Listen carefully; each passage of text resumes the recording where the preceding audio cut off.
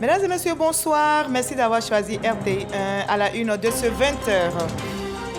Le SILA reçoit des hôtes de marque. Le Salon international du livre d'Abidjan a été visité par le président de la République Alassane Ouattara et son épouse.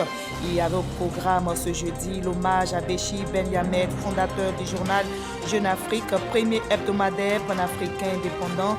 Béchir Ben Yamed est décédé en mai 2021. Le Premier ministre Robert Beuk-Remondé promeut la destination Côte d'Ivoire au Rwanda. Comment créer un environnement des affaires de classe mondiale? Le chef du gouvernement ivoirien partage l'expérience de la Côte d'Ivoire à un panel de haut niveau avec 3 autres homologues africains aussi au Forum africain. Le district des Savanes se mobilise pour un hommage au président de la République. Les populations des régions du Poro, de la Bago et du Tchologo se donnent rendez-vous demain samedi 18 mai au stade Amadou Gon Coulibaly de Korogo. Elles vont exprimer leur reconnaissance au chef de l'État pour les actions de développement. Dans le dossier BDC de ce 20, nous ferons un voyage culturel dans la région de Gbeke, précisément à Boaké, à la rencontre des reggaeman. Le reggae a le vent en poupe avec les festivals. Les 11 mai sont des dates symboliques pour les artistes reggae. Mais d'où vient au juste cette passion? Comment le reggae s'est-il implanté à Boaké? Élément de réponse tout à l'heure. Soyez les bienvenus sur RTI1. Nous commençons tout de suite par ce télégramme officiel émanant de la présidence de la République. Monsieur le Président et chers frères, votre élection en qualité de président de la République du Tchad lors du scrutin du 6 mai 2024 m'offre l'agréable occasion de vous adresser au nom du gouvernement et du peuple ivoirien, ainsi qu'en mon nom propre, nos vives et chaleureuses félicitations.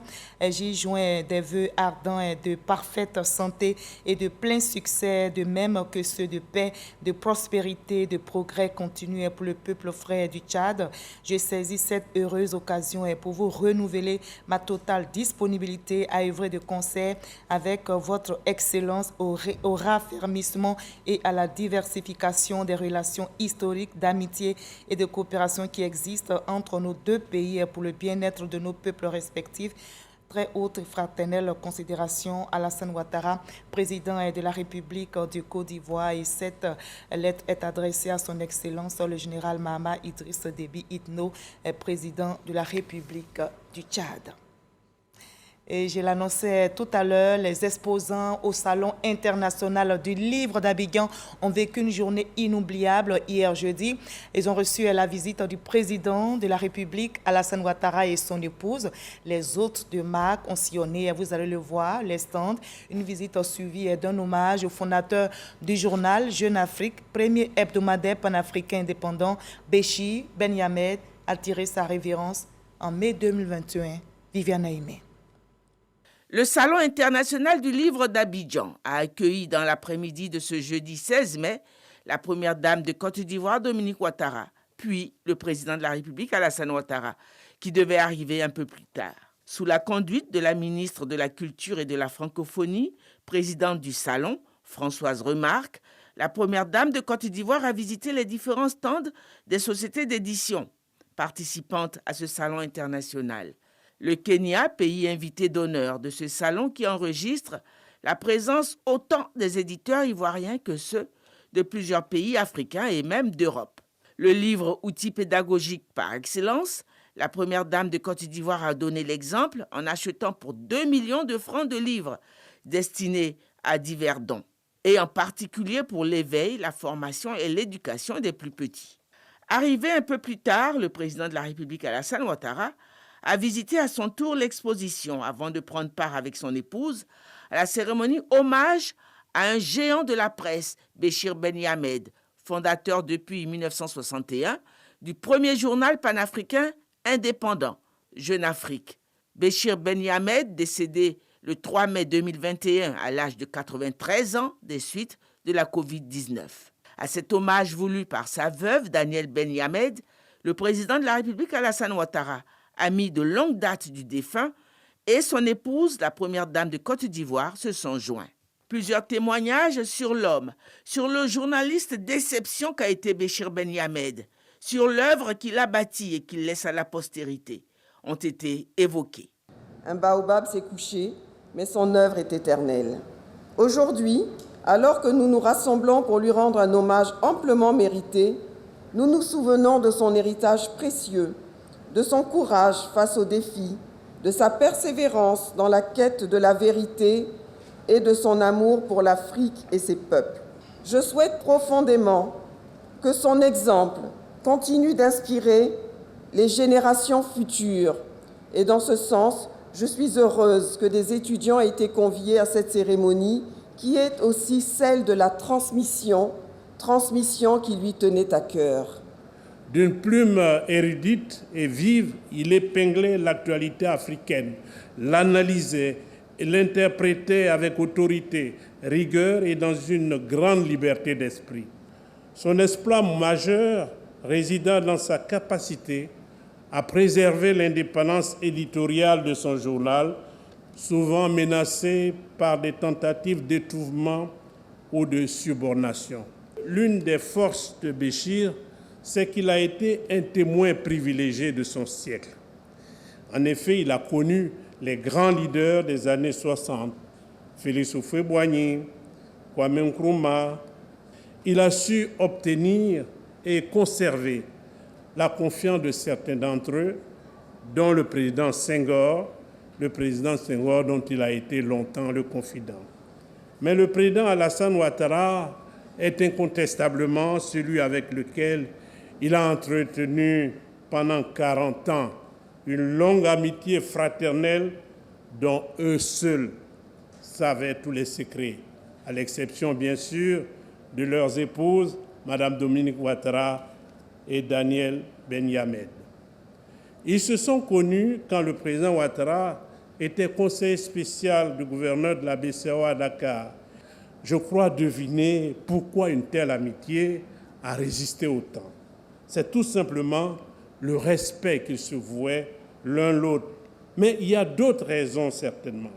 Respectueux de la liberté de la presse, le président Alassane Ouattara n'a jamais cherché à influer sur la ligne éditoriale de Jeune Afrique. Le point d'intensité de cet hommage a été l'importante annonce faite par sa veuve, Daniel Ben-Yamed. Aujourd'hui, je voudrais vous annoncer que nous posons la première pierre du prix Béchir Ben-Yamed, que nous avons toujours voulu créer depuis sa mort, pour qu'il continue à vivre à travers d'autres journalistes qui seront récompensés par ce prix pour la qualité de leur...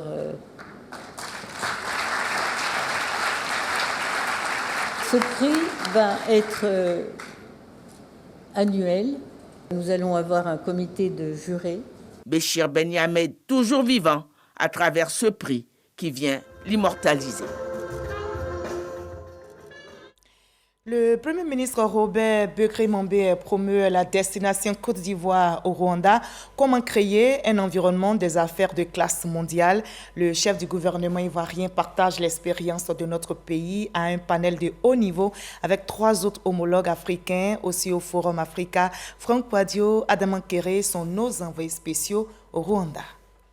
S'il y a des choses à corriger, on peut les corriger. Créer un environnement des affaires de classe mondiale ou comment implémenter positivement sa stratégie de gouvernance publique au bénéfice des populations. 4 pays représentés au haut niveau partagent leurs expériences.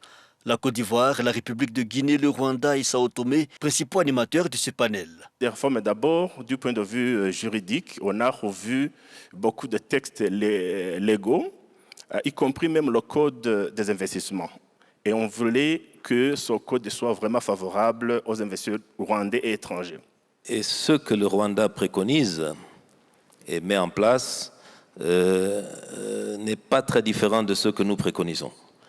Il faut, c'est avoir de la constance dans les réformes, le courage politique, et il faut s'inscrire dans la durée. Pour sa part, Robert Begré-Mambé précise l'intérêt croissant de son gouvernement pour le renforcement du partenariat public-privé. Cadre de ce que nous appelons le plan national de développement 2021-2025, nous avons réussi à faire mobiliser près de 54% des investissements que nous attendions du secteur privé. Pour ce qui concerne la perspective de 2030, le rôle du secteur privé sera renforcé. Nous comptons mettre sur le marché au moins 8 millions d'emplois et donner la capacité au secteur privé d'instaurer son dynamisme et de conduire à l'émergence de la Côte d'Ivoire.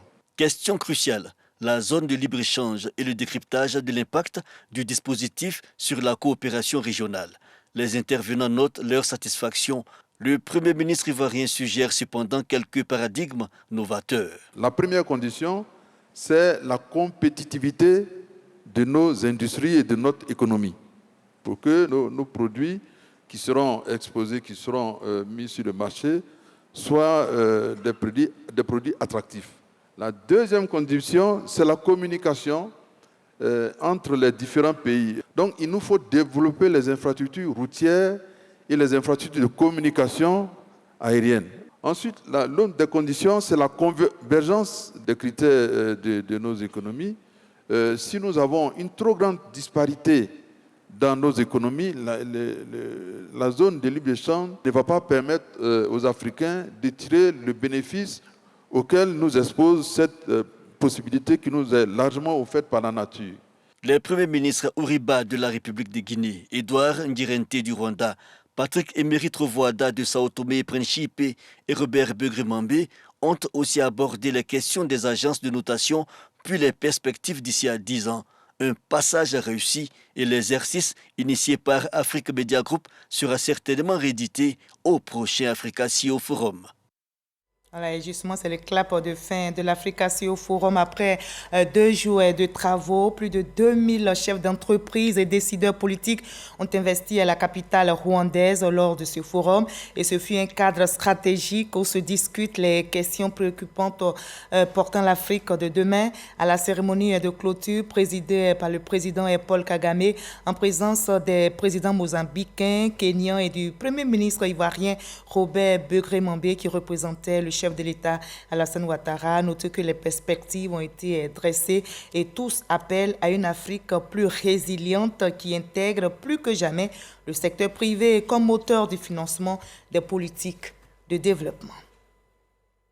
Retour en Côte d'Ivoire, la République ici est solidaire de ses filles et fils.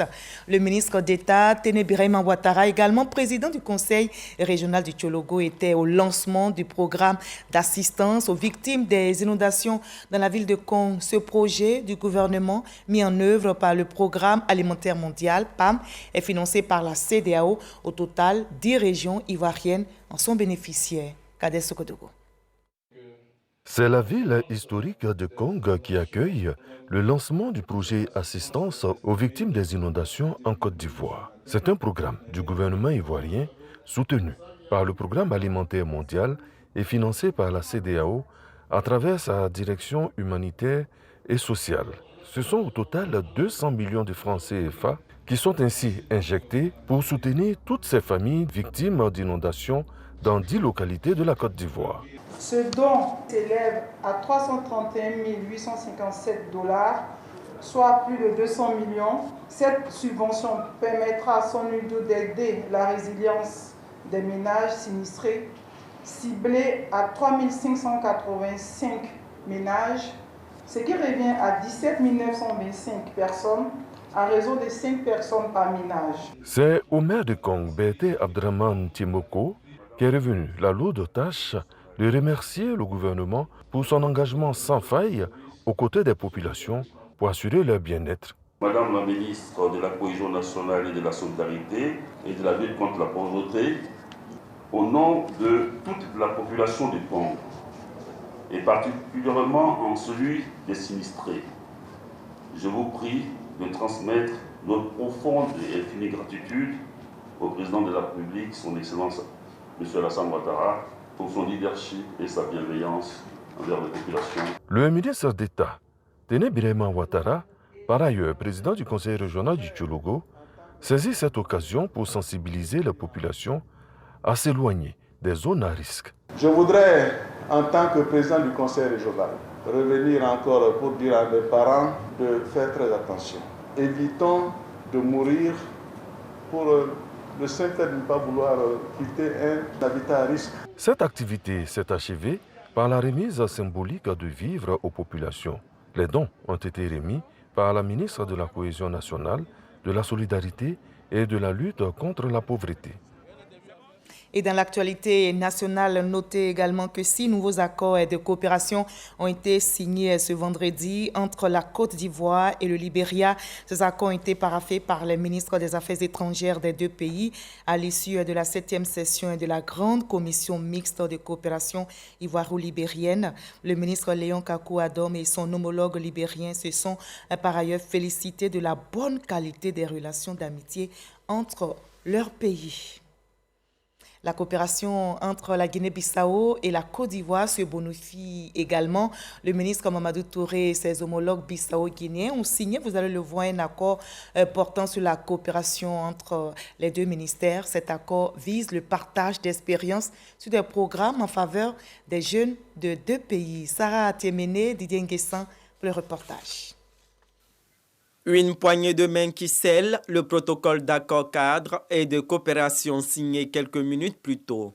Le ministre Mamadou Touré, en charge de la promotion de la jeunesse, de l'insertion professionnelle et du service civique, et son homologue bissau-guinéen Augusto Gomes s'engagent à coopérer sur les problématiques communes à la jeunesse des deux pays. Monsieur le ministre, l'accord de coopération de ce jour marque donc le début d'une nouvelle ère de partenariat dynamique et fécond entre nos deux pays dans le domaine de la promotion de la jeunesse.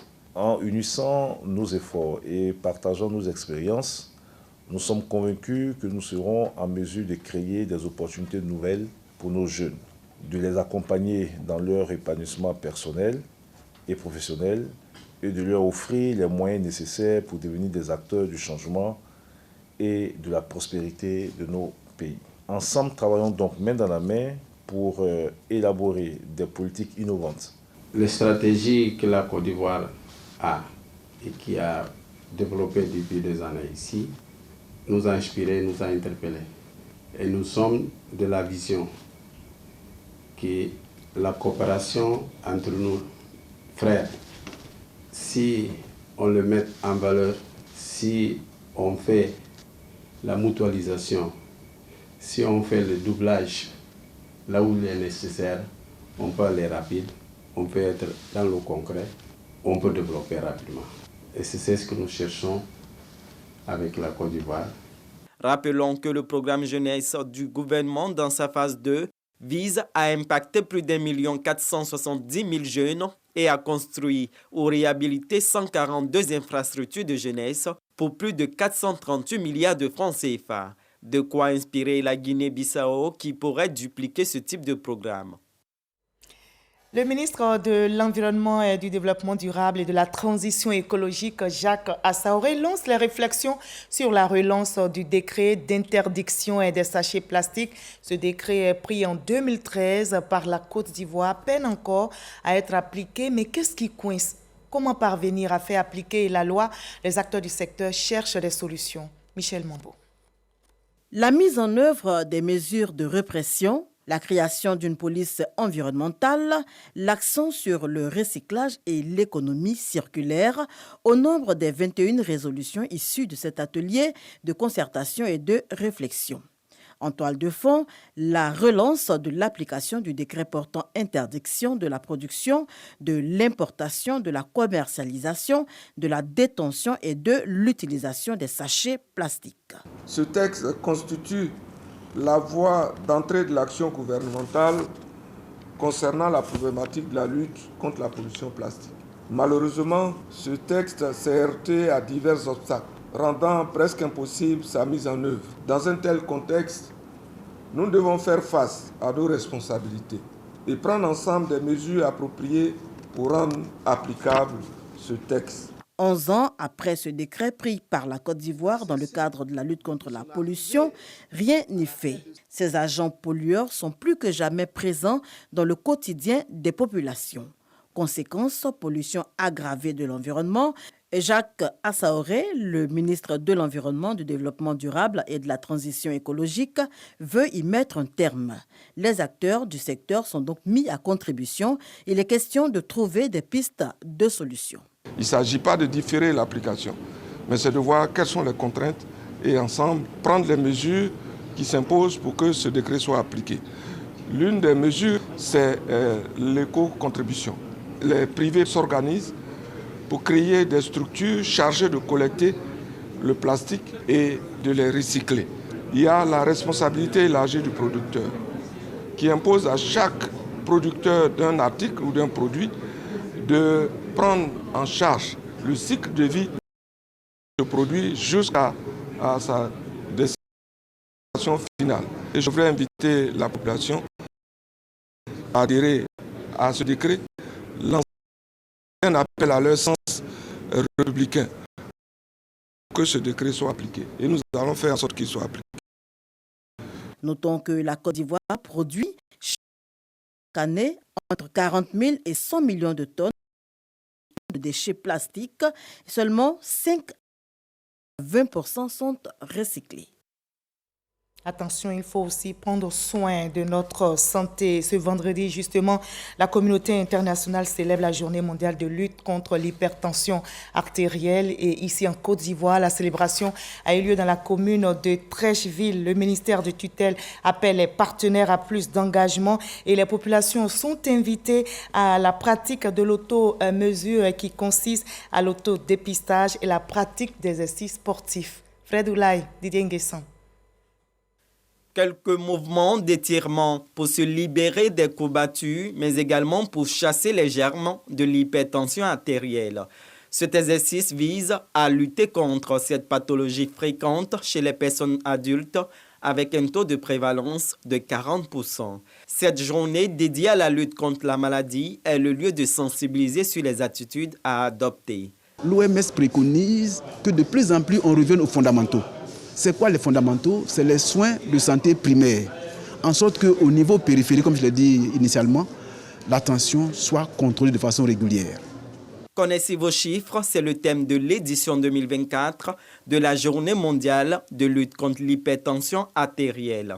La Côte d'Ivoire a enregistré de nombreux progrès. Le pays s'est doté de centres de cardiologie modernes à Abidjan et Bouaké pour la prise en charge des malades. Une fois que la maladie est diagnostiquée, il faut la traiter et le traitement va comporter un régime alimentaire sain avec un régime relativement pauvre en sel, la lutte contre le stress, la pratique régulière du sport et la prise, si besoin, de médication, de médicaments. Le gouvernement ivoirien, à travers le ministère de la Santé, appelle à la mobilisation de tous à travers la pratique du sport et l'autodépistage. Selon l'Organisation mondiale de la santé, plus de 10 millions de personnes meurent chaque année dans le monde de l'hypertension artérielle. Voilà, la santé, c'est la vie. Le ministre de la Transition numérique et de la digitalisation, Ibrahim Khalil Konaté, était sur le chantier du Data Center national. Le projet avance bien à 7 mois de sa livraison. Selon l'entreprise en charge des travaux, à terme, ce projet permettra de renforcer la sécurité du système d'information et garantissant ainsi la continuité des activités, même en cas de sinistre dans notre administration publique. Didier Nguessan. 5 mois après la pose de la première pierre des travaux de construction du Data Center national, le ministre de la Transition numérique et de la digitalisation, Ibrahim Khalil Konaté, visite le chantier. Des échanges avec le groupe Porteo, l'entreprise de construction et ses partenaires américains ont permis au ministre de s'enquérir de l'avancement des travaux. Il était bon que je vienne donc regarder avec estimation l'entreprise américaine et son partenaire local, notamment Porteo, pour leur dire que nous sommes à leur côté pour faire avancer ce projet important qui est une première réponse à la création de contenu local en Côte d'Ivoire. Contenu local, mais hébergé en Côte d'Ivoire dans le centre de données, le Data Center national, pour dire que nous ferons tout pour faire aboutir cet important projet qui va être la mise en œuvre d'une des orientations fortes du président de la République qui demande que nous devons mettre en œuvre des actions pour accélérer la transformation digitale de notre pays. La partie américaine a rassuré le ministre sur la tenue du délai de 12 mois prévu pour la fin des travaux et le respect du cahier des charges. Il s'agit entre autres d'un équipement de 2 x 400 armoires d'une puissance énergétique totale d'1 mégawatt pour une capacité de stockage de 2200 terabits. Une infrastructure de pointe répondant aux normes de niveau tiers. D'un coût de 36 milliards de francs CFA, le futur data center sera bâti sur 20 000 m² sur le site de l'Agence ivoirienne de gestion des fréquences, AIGF. Voilà, et j'ai un invité sur ce plateau. Il chante, mais pose aussi des actions sociales. Il lance le FEMIA 16. Bonsoir, Salfo. Bonsoir, Marie-Laure. Voilà déjà 4 jours maintenant que le FEMIA bat son plein. Dites-moi, comment se portent jusque-là les activités de cette 16e édition? Ben, écoutez, le FEMIA s'est lancé sur des auspices de bénédiction parce que nous avons eu la chance de recevoir pour la cérémonie d'ouverture Madame la Première Dame de Côte d'Ivoire, Madame Dominique Ouattara, voilà, qui a présidé la cérémonie d'ouverture. Et comme une sorte de bénédiction, depuis lors, tout roule. Et nous sommes aujourd'hui au 3e jour du FEMIA. Et on attaqué avec les grands concerts hier. Il y aura des concerts aujourd'hui, demain, et après, on va à Ferké pour l'apothéose. Justement, on se demande comment Assalfo fait pour faire venir tous ces grands artistes et comment il les gère. Mais je crois que c'est tout le monde qui se rallie à la cause. Je fais pas, c'est vrai que je suis un magicien. Oui. Mais vous avez un tour de magie voilà. Dans votre scène avec 3 autres. Mais c'est un tour de magie avec des valeurs de partage. Donc, j'invite les artistes qui viennent au FEMIA à rejoindre notre vision. Donc, généralement, ils n'opposent pas de difficultés pour venir parce que tout le monde a compris le bien fondé du FEMIA, qui est celle d'aider les populations, celle de venir jouer devant des populations qui viennent voir des artistes qu'ils adulent gratuitement. Le concept, ça plaît, donc convaincre un artiste, c'est pas aussi difficile que ça. Et là où il y a des actions sociales, je pense que ça draine aussi du beau monde, oui. Et surtout des hommes de charité. Vous avez choisi de mettre cette année l'accent sur la santé mentale. Oui. Donc la santé mentale est au cœur des réflexions. Pourquoi un tel choix? Et puis dites-nous les activités organisées autour de ce thème. Ben écoutez, on a essayé de toucher un tabou qui est le thème que nous avons choisi. Parler de la santé mentale des jeunes. Ça peut manquer d'élégance, ça peut être quelque chose... On dit les jeunes, est-ce que ce n'est pas juste l'entrepreneuriat, parler d'emploi? On parlait positif, mais là aussi, c'est vraiment un message qu'on voulait lancer parce qu'on a trouvé que ces jeunes-là, souvent, ont besoin d'être écoutés, ont besoin d'être entendus. Et puis, il fallait mettre fin à ce tabou-là et puis discuter avec les jeunes. Donc, on fait aujourd'hui des activités. Excusez-moi, j'ai pris de la clève, hein. Aujourd'hui, on mène des activités qui permettent aux jeunes de rencontrer des experts, de partager leur expérience. Il y a même une cellule psychologique qui a été ouverte au sein de l'INGS pour prendre en charge ceux, par exemple, qui ne se sentaient pas écoutés ou qui ont des problèmes mais qui n'arrivent pas à les extérioriser, qui viennent, qui s'expliquent. Et je crois que ça ne désemplit pas. Et c'est bon, ça veut dire que cette jeunesse attendait ça. Et ce genre de sujets sont des sujets qui peuvent être débattus qu'à travers des événements comme le FEMIA, qui réunit les jeunes, qui divertit, mais qui en même temps met un accent sur des problématiques comme celui de la santé mentale des jeunes. Alors, comment vous leur définissez la santé mentale? Ils l'ont compris? Oui, mais c'est au fait déjà parce qu'il y a quand même ceux qui sont déjà atteints de la pathologie, il y a ceux qui ne sont pas encore atteints. Ceux-là, on passe par des mesures préventives. Et puis, il y a les experts qui viennent nous aider aussi dans la sensibilisation.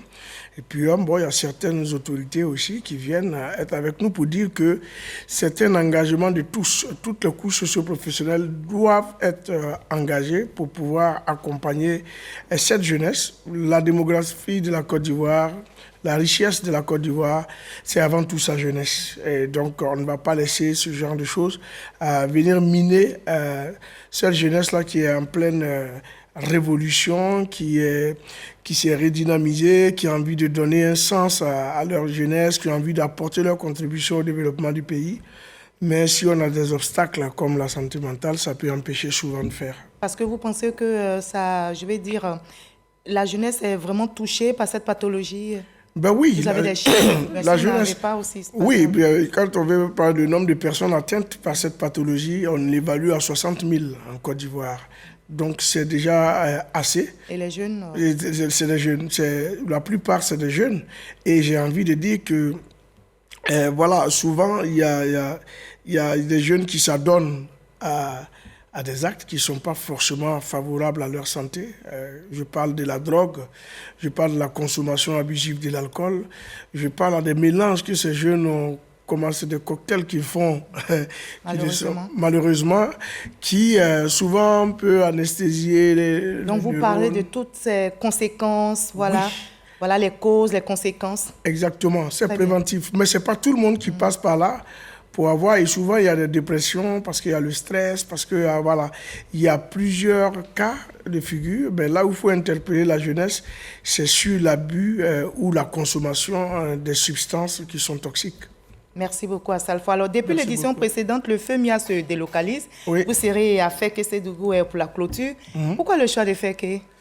Fekese parce que les villes intermédiaires aussi, comme Fekese, peuvent être des villes qui ont beaucoup vu le beau spectacle, la dernière Coupe d'Afrique des Nations. Tout le monde n'a pas eu la chance d'avoir la CAN dans sa ville. Et on a voulu aussi faire un clin d'œil à ces villes-là qu'on appelle des petites villes, mais qui ne sont pas pourtant des petites villes, hein, et qui ont envie aussi de vivre cette ambiance. Donc pour nous, aller à Fekese, c'est faire vivre aussi toute la région du Tchologo. Hein. Oui. Toute la région du Tchologo, j'ai vu l'ébullition qu'il y a, les équipes commencent à m'emmener, à nous envoyer des photos et des vidéos. C'est une population qui attend et puis toutes les autorités locales sont engagées pour que cette fête-là soit une réussite. Donc qu'est-ce que vous leur réservez? Mais c'est un grand concert parce qu'ils verront pour la première fois Yemi Alade sur une scène, parce que c'est Yemi Alade qui va clore le FEMIA cette année. Et ça sera à Fekese-Dougou. Donc c'est un événement inédit. On part avec une pléiade d'artistes, que ce soit Fior Debio, Tamsir, Gadji Seli, Afou Keïta. C'est vraiment une belle brochette d'artistes qui va aller égayer toutes ces populations. Donc c'est toute la région du Tchologo qui est invitée à prendre part à cette grande fête, à cette grande messe du FEMIA. Gratuitement. Tout le monde est donc invité. C'est gratuit, rien n'est payant. Au contraire, toutes nos mamans qui font des commerces, approvisionnez-vous, parce qu'il y aura beaucoup de monde à faire Fekese-Dougou ce week-end. On est donc invité. Voilà. J'espère que je suis invité. Ben, on t'attend avec plaisir. Outre son aspect culturel, nous savons que le FEMIA, c'est surtout l'impact social.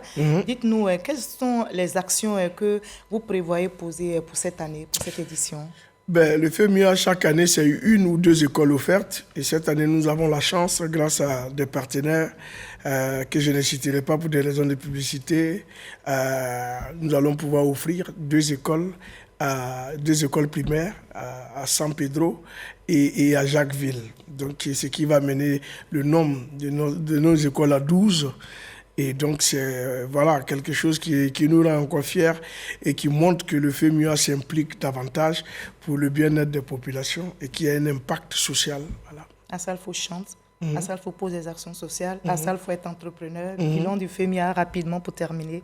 Si on pouvait... Le FEMIA, c'est en 15 années, c'est 10 écoles construites, c'est plus de 12 000 emplois directs et indirects offerts.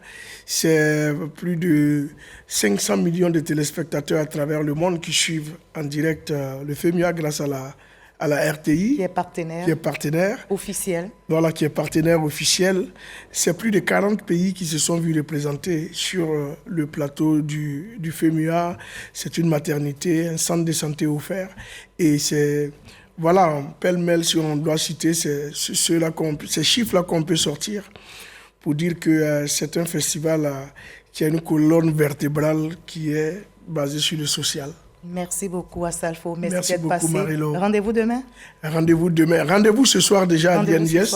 Venez voir Gadji Seli, c'est le grand retour. Venez voir Yemi Alade ce soir. Ça va être fou du côté de Liendiès. Ça commence déjà à être bouillant là-bas. Et moi, je vais vous rejoindre tout à l'heure. Eh ben, on va t'attendre avec toute plaisir. L'équipe là-haut, Hervé Blé et tout. Merci beaucoup. Mets-toi en jean et basket et on t'attend là. Merci beaucoup à Salfo. Merci d'être passé sur ce plateau. Vous restez avec nous quand même pour 2 minutes. On va suivre ensemble ce dossier. C'est le dossier VDC de ce 20h. Et ce soir, on fait un voyage culturel à Boaké à la rencontre des reggaeman. La ville en regorge autant. Boaké est animée chaque année par ce genre musical. Le reggae a le vent en poupe là-bas avec les festivals prisés par le public. Les 11 mai sont des dates symboliques pour les artistes reggae et tous les adeptes. Mais d'où vient au juste cette passion? Comment le reggae s'est-il implanté à Boaké dans la région de Gbeke? Qui en sont les principaux promoteurs et animateurs? Le dossier VDC est signé Jean-Yves Zadi sur Corona.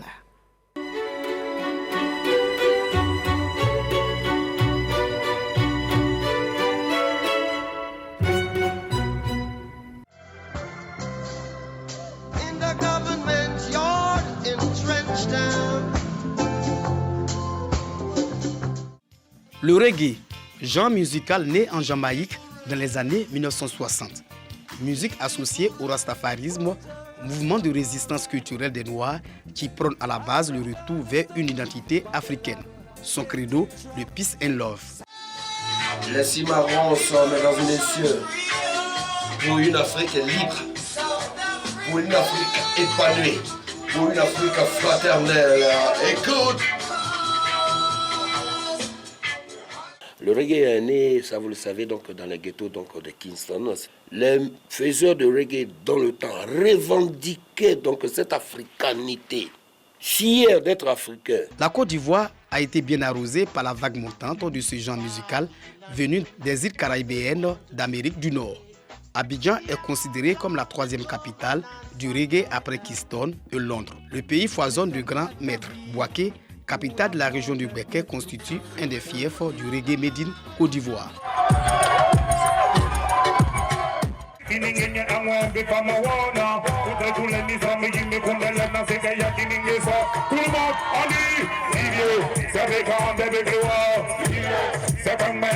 Chaque année, la ville vibre au rythme du grand festival. Le Boubalo Festival est à sa 2e édition. Il réunit près de 3000 festivaliers. J'ai grandi ici à Boaké avec le reggae, beaucoup de reggae international, ivoirien. La place du reggae à Boaké ou dans le Gbeke, à mon sens, a toujours été relativement prépondérante. Et à Boaké, on aime vivre ensemble et où on a un esprit un peu bohémien, je dirais, le reggae a sa place. Le reggae est là, présent toujours.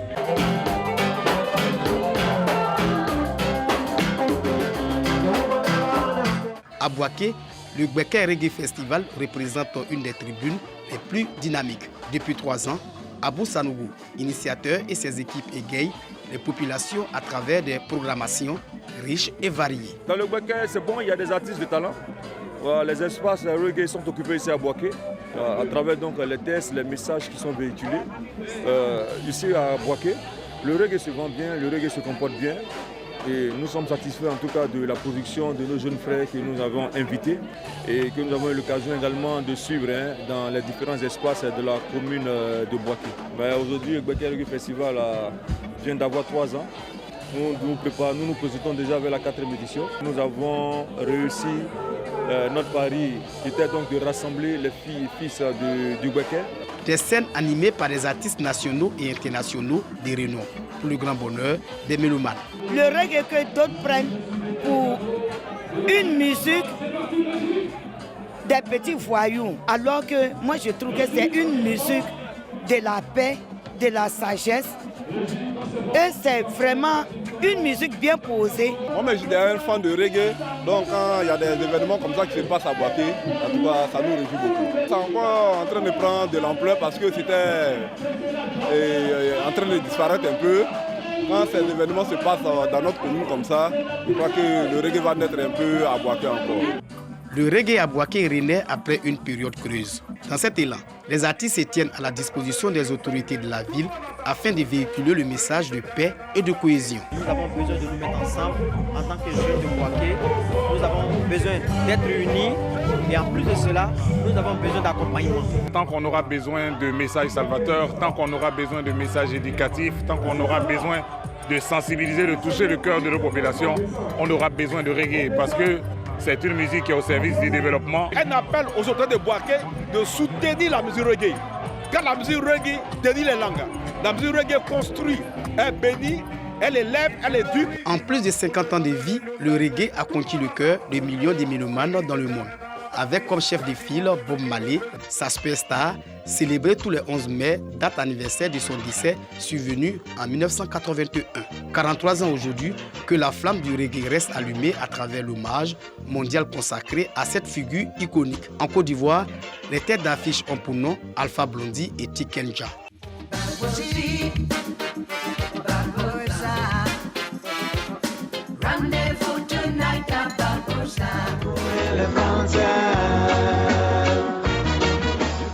Aux côtés de ces ténors, une longue liste de reggaeman ivoiriens talentueux au nom desquels Spyro, Kajim, Ras Goudibran, Black Moja, Ras Genki et bien d'autres qui ont commencé ou qui évoluent à Bouaké, la cité de Bouaké. Donne ta voix pour une réconciliation vraie. Voilà, c'était Bouaké, ville aux couleurs et au rythme du reggae, dossier VDC réalisé par Yves Zadi et Soro Corona. Nous partons maintenant pour le district des Savanes qui se mobilise pour un hommage au président de la République demain, samedi 18 mai. Et en prélude au meeting d'hommage, le ministre de la Communication, Amadou Koulibaly, a rencontré toutes les couches sociales. Il a rencontré notamment le conseil des sages du RHDP de Korogo afin de leur expliquer le bien fondé de cette cérémonie de reconnaissance. Mama Traoré, Lamine Dramé, depuis Korogo. Faire d'une pierre deux coups. Venu faire connaissance avec le nouveau bureau du Conseil des sages RHDP de Korogo, présidé par Yeo Fosson, Amadou Koulibaly profite de l'occasion pour lancer un message, celui d'inviter ses anciens à se rendre massivement au stade Amadou Gon Koulibaly pour le meeting d'hommage des populations du district des Savanes au président Alassane Ouattara, prévu ce samedi 18 mai. Ici, il n'est pas besoin de revenir sur tous les bienfaits, sur toutes les actions, sur tous les actes de cohésion, de stabilité, de construction de la paix que le chef de l'État a posé.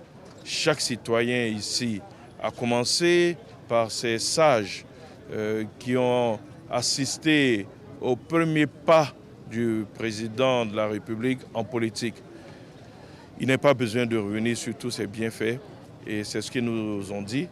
Ils ont tous adhéré à cet hommage et ils nous ont garanti qu'ils seront tous mobilisés donc demain au stade Amadou Gon Koulibaly pour magnifier le chef de l'État pour tous ses bienfaits. Amadou Koulibaly était l'émissaire du président du comité d'organisation de l'événement, le ministre d'État, Téné Birahima Ouattara. Voilà, les populations des régions du Poro, de la Bagou et du Tchologo mobilisées se donnent donc rendez-vous demain samedi 18 mai au stade Amadou Gon Koulibaly de Korogo. Là-bas, elles vont exprimer leur reconnaissance au chef de l'État pour toutes les actions de développement dans leur localité. Le rond-point central de Korogo donne le ton. Deux géantes affiches annoncent la tenue d'un meeting d'hommage au président de la République Alassane Ouattara ce samedi 18 mai au stade Amadou Gon Koulibaly. Les régions du Poro, de la Bagou et du Tchologo, formant le district des Savanes, décident de témoigner leur reconnaissance au chef de l'État, celui dont la gouvernance aura permis aux localités du district des Savanes de connaître des progrès ces dernières années. Pour preuve, des travaux sont actuellement en cours pour doter Korogo d'un boulevard de traversée en 2 fois 2 voies. L'histoire retient également que la cité du Poro était l'une des villes hôtes de la récente Coupe d'Afrique des Nations de football organisée en Côte d'Ivoire. Je vais aller au stade par rapport à ce qui s'est passé à Korogo ici. Là. Vraiment, il a bien rangé Korogo. Korogo est zo comme ça.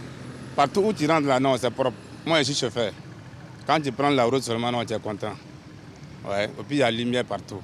Korogo a vraiment changé. Il y a plein de choses, quand on est né, on n'avait pas vu. On avait vu les bitumages un peu coupés. La route était rouge. Tu ne pouvais même pas porter blanc pour faire la journée avec. Mais au temps d'aujourd'hui, vraiment, tout est bitumé. Et puis aussi, tu rentres même dans un petit campement où il y a 2-3 cabanes, il y a la lumière. Moi, je suis fait le prudent parce qu'il travaille beaucoup. Il fait le goudron, c'est nous ici. Et puis il est mis courant. Voilà, donc c'est dans ça Moi, j'ai fait beaucoup.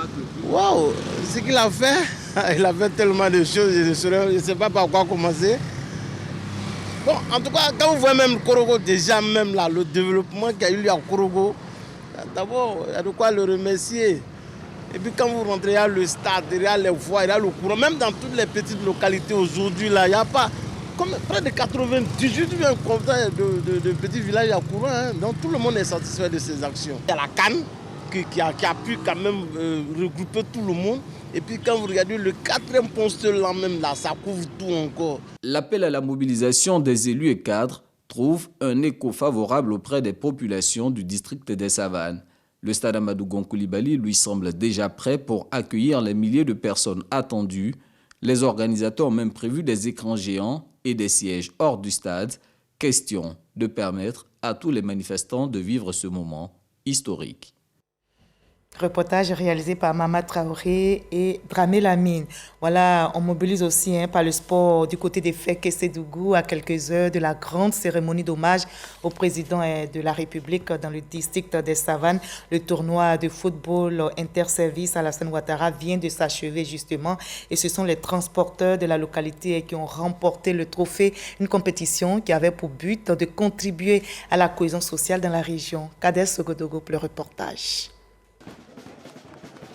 Place à Alassane Ouattara de Fek-Sédougou. Du beau monde pour l'apothéose du tournoi interservice qui porte le nom du président de la République.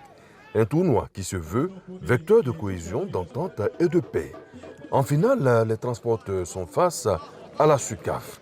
Après un match pleinement engagé, ce sont les transporteurs qui arrivent à bon port. 4-2. Mobilisation et cohésion parfaite. Objectif atteint pour les organisateurs, en l'occurrence l'Agathon Koné, qui rend hommage au président de la République pour toutes ses actions. Je voudrais saluer un grand homme.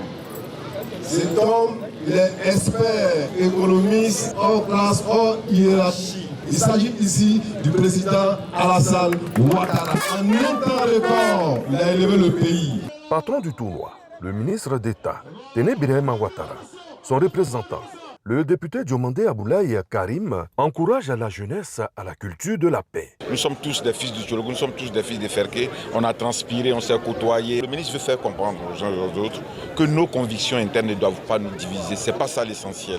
L'essentiel, c'est la cohabitation, c'est la cohésion. Les vainqueurs et l'ensemble des autres équipes participantes ont été récompensés. Rendez-vous a été pris pour 2025. Voilà, et dans la paix, dans la cohésion, les Ivoiriens se préparent à célébrer la Pentecôte. Précisément, tous les chrétiens vont célébrer la Pentecôte. Et justement, en prélude à cette fête, le ministre de l'Emploi et de la Protection sociale porte à la connaissance des populations vivant dans notre pays que le lundi 20 mai 2024, lundi de Pentecôte, est déclaré jour férié chômé sur toute l'étendue du territoire. Merci de nous avoir suivis. Je vous retrouve avec le même plaisir demain 20h sur ce même plateau et sur la même chaîne. Prenez soin de vous.